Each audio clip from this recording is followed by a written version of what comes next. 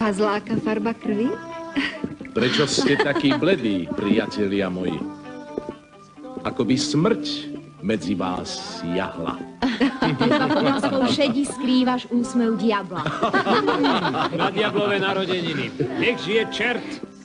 Na zdravie. Na zdravie. Aby sme tú prekliatú operu všetci v zdraví prežili. No, ale to sú nezmysly. O Hoffmanových poviedkach sa hovorí, že je to vraj prekliatá V opera. roku 1881 pri premiére vo Viedni zhorelo divadlo. O 6 rokov neskôr v Paríži Zase tá jeho obľúbená istota. sa odohralo to isté. Speváčka Gaetány zomrela priamo na javisku. Vy sa smejete. Ale nie je vám to čudné? Prečo sa to nestane pri predanej neveste? Možno to platí len pre operu, nie pre film. No jasné, my predsa nespievame, my sme iba telá. Ale so svojím telom sa hádam iba ja. Olga ide spať.